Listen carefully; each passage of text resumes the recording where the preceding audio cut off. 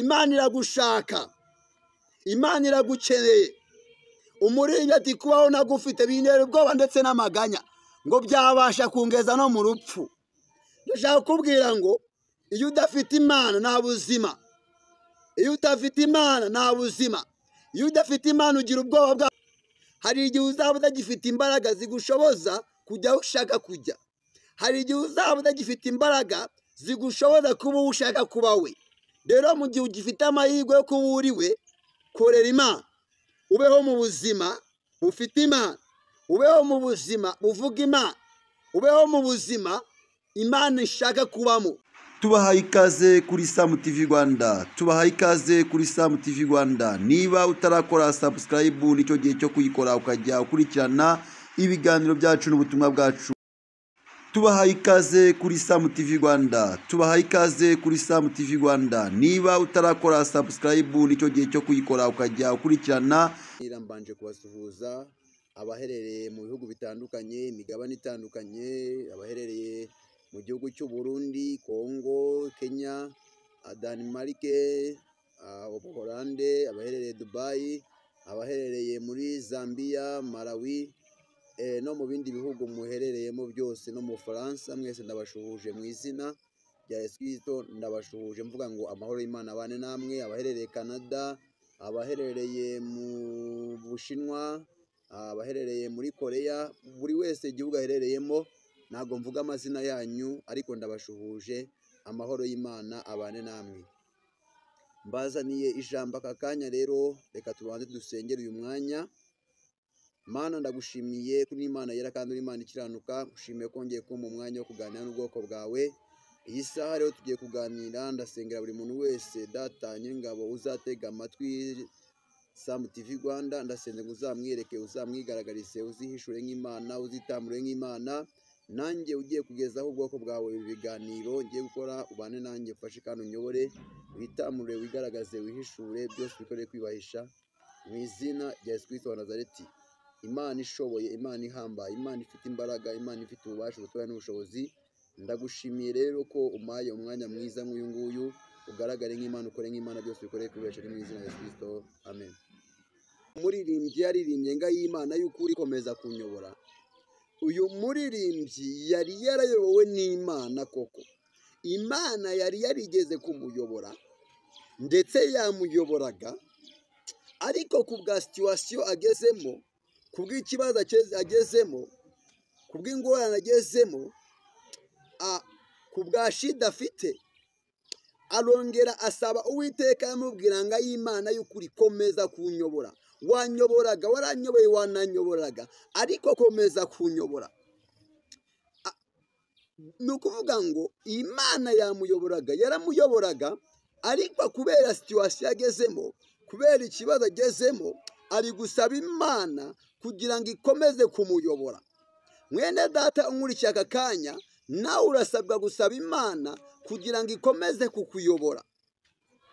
Niba Imana yarigeze ikuyobora, niba Imana isanzwe ikuyobora, urasabwa gusaba Imana kugira ngo ikomeze kukuyobora. Uyu muririmbyi aravuze ngo y'Imana y'ukuri ikomeza kunyobora, urancishe mu nzira yo gukora ibyo ushaka.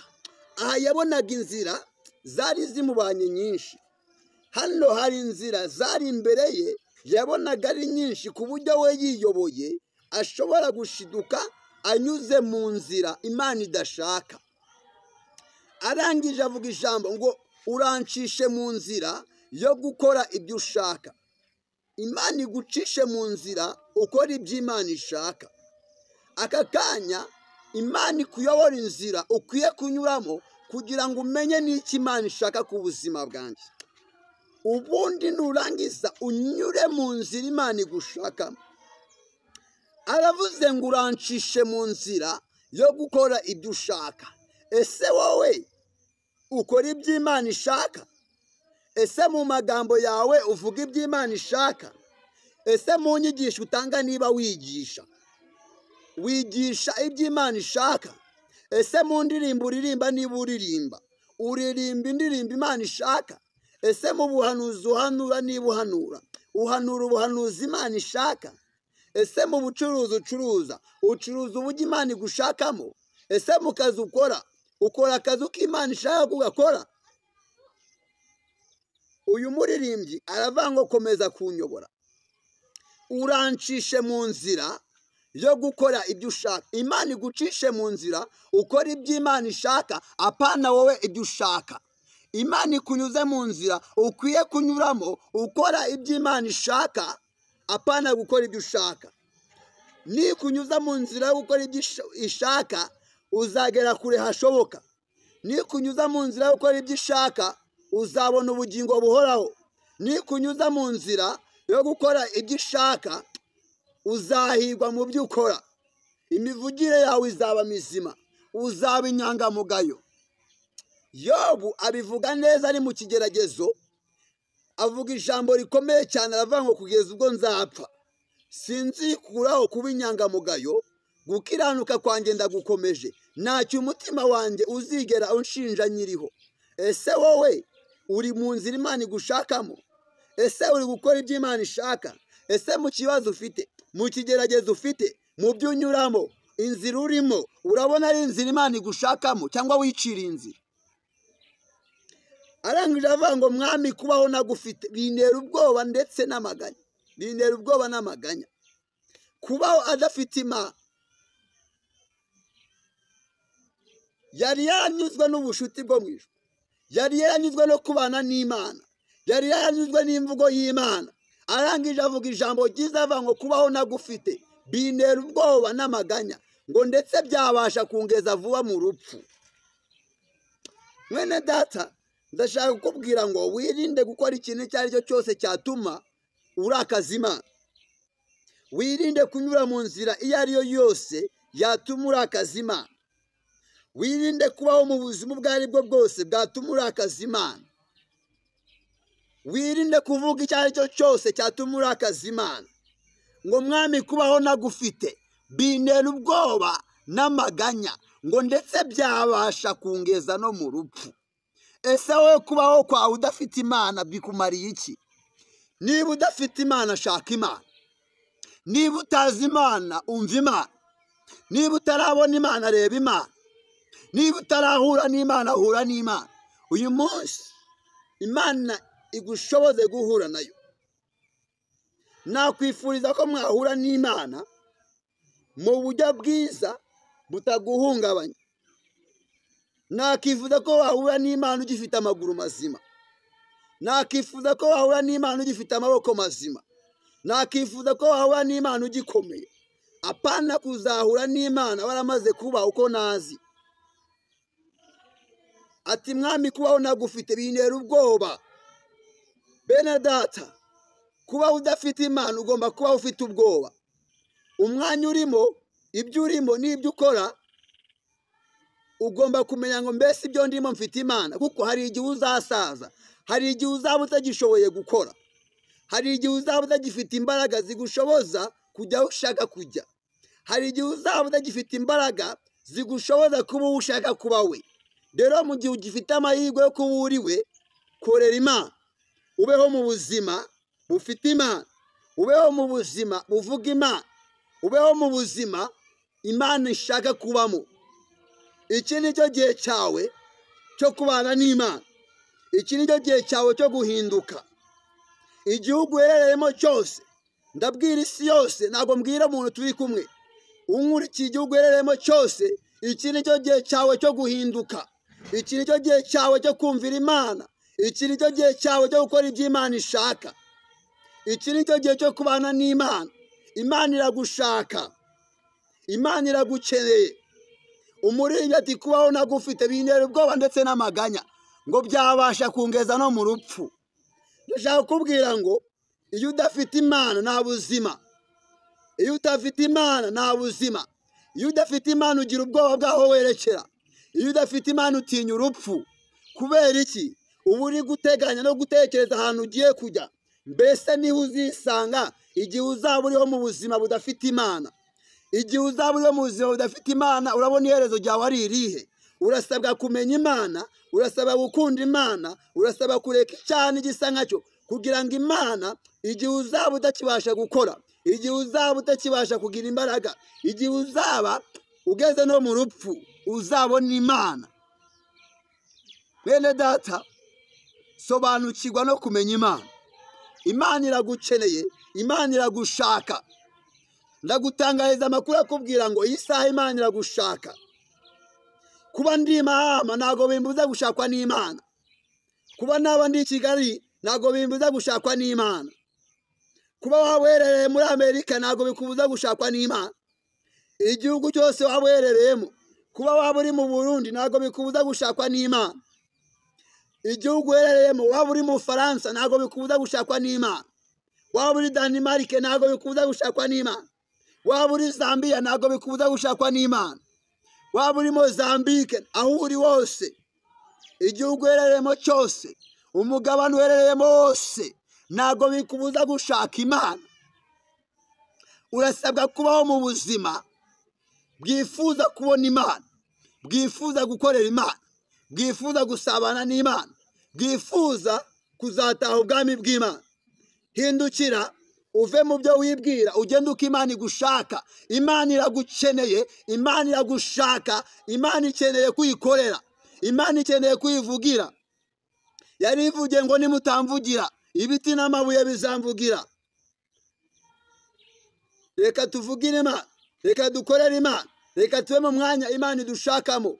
Aho werereye hose ube mu mwanya Imana igushakamo, ube mu rwego Imana igushakaho. Imana iragukeneye, uve mu byaha, uve mu byo wibwira uriho ari kuzapfa. Menya ko kubaho kwawe bifite iherezo, menya ko ibyo ukora bifite iherezo. Mbese iherezo ufite ni ryiza. Nudakorera Imana, nutaba mu mwanya Imana igushakaho, uzagira iherezo ribi. Iherezo ry'abanyabyaha ni ukurimbuka, iherezo ry'abakiranutsi ni ukwimana ingoma na Kristo. Urasabwa kuba mu mwanya Imana igushakamo kugira ngo uzabashe kwakira ubwami bw'Imana, kugira ngo winjire muri gakondo y'icyo Imana igushakamo, kugira ngo ube mu mwanya Imana igushakamo. Urasabwa kubana n'Imana, urasabwa kugendera mu nzira Imana igushakaho.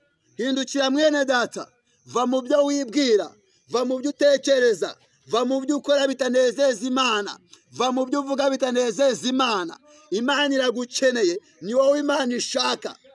Ni wowe Yesu Kristo yameneye amaraso ku musaraba i Golgotha.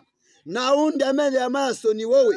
Imana iragushaka, iragukeneye, va mu byo urimo. Ndagutangariza ngo Imana iragukeneye. Aho uherereye hose umenye ko Imana igushaka. Irashaka kuba mu mwanya igushakamo. Amahirwe wawe yo kuba uriho wiyapfusha ubusa. Amahirwe wawe yo kuba uriwe wiyapfusha ubusa.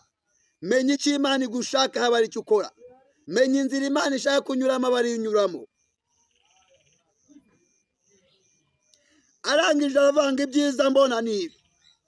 Ni ukwizera Imana no guhora ngendera mu nzira ye ntunganye.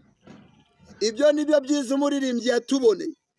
Ibyo nibyo byiza njyewe Samuel abayisenga nkubonera. Ni ukuba wizera Imana, ugahora ugendera mu nzira ye utunganye. Ntago kujya mu rusengero, ntago kwitwa gusenga bivuze kutungana. Inzira uyobowe ugomba kuyigenderamo utunganye. Niba waramenye Imana, tunganira Imana. Niba waramenye Imana, ba mu mwanya Imana igushakamo. Avuga ijambo rikomeye ngo nawe yemeye kujya ndinda ndetse no kunyobora neza, ngamesha no kwinjira vuba mu mahoro ye. Haleluya. Ngo nawe yemeye kujya ndinda ndetse no kunyobora neza, ngamesha no kwinjira vuba mu mahoro ye. Kuko kumenya Imana, kubwo kubana n'Imana, kubwo kuba mu mwanya Imana igushakamo, ibyo bizaguhesha amahirwe yo kubasha kuragwa gakondo iruta izindi kuba nziza. Isezerano nyamukuru dufite ni ubugingo buhoraho. Kandi Imana yabwiye Petero igihe yarabajije ikibazo, Imana iramubwira, cyangwa se Yesu aramubwira ngo mukiri mu isi muzakubirwa inshuro 100, ngariko mubikiwe n'ubwami. Ubikiwe ubwami bw'Imana mwene data, ubikiwe ubwami bw'Imana muvandimwe, ubikiwe ubwami bw'Imana mukobwa, ubikiwe ubwami bw'Imana mama, ubikiwe ubwami bw'Imana papa. Ariko icyo usabwa, niba uri mu mwanya Imana igushakamo, ubikiwe ubwami bw'Imana kandi ukiri no mu isi, uzakubirwa inshuro 100. Va mu byaha, va mu byo wibwira, va mu ngeso mbi, genda uko Imana igushaka. Ba mu mwanya Imana igushakaho, umwanya Imana igushakamo. Aho Imana itujyana ni heza, aho Imana ituyoboye ni heza. Iherezo ryacu ni ryiza, nubwo itangira ryari rito cyane, nubwo itangira ryari rito cyane, nubwo watangiye ubona bitemera, uyu munsi Imana irakujyana mu buzima bwo kwemera. Imana irakujyana aho uzakora bikemera, aho uzavuga rikijyana. Ariko urasabwa kuba mu mwanya Imana igira ute igushakamo. Nuba mu mwanya Imana igushakamo, uraza kubona ineza y'Imana. Nuba mu mwanya Imana igushakamo, uraza guhura n'Imana, uraza gusa n'Imana, uraza gusa na Yesu, kuko wabaye mu mwanya Imana igira ute igushakamo. Sobanukirwa ko kuba uriho ntago ari impanuka, uriho kubw'umugambi w'Imana. Imana ibwira Yeremiya, iramubwira ngo nakumenye narakurema utaraba urusoro mu nda ya nyoko. Imana ikuzi itarakurema. Icyo uzaba cyo n'uwo uzaba we n'urwego uzageramo, Imana yarumenye utarabaho, yarumenye utaravuka. Imana iragukeneye kandi iragushaka. Urasabwa kuba mu mwanya Imana igushakamo. Ntabwo uzigera ubona Imana utabaye mu mwanya Imana igushakamo. Ntabwo uzigera ugeraho Imana igushaka utaraba mu mwanya igushakamo. Urasabwa kwihana ibyaha, urasabwa kwirinda icyaha gisa nkacyo, urasabwa kuba mu mwanya Imana igushakamo.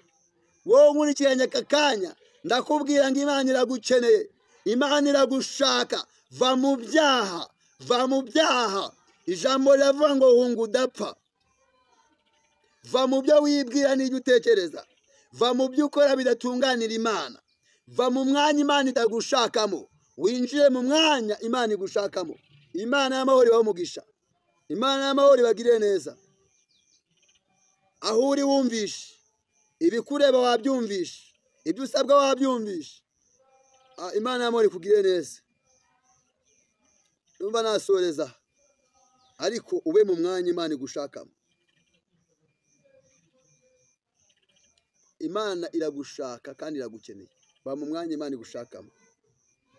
Data Imana igira neza, ndasenze ngo iri jambo rikurikize kwera kwawe no gucyanuka kwawe. Imirimo yawe ukurikirije ijambo, kandi ubwoko bwawe buryumvishe bukumvira ubuhumurage utazibagirana. Bisabye nizeye mu izina rya Yesu Kristo.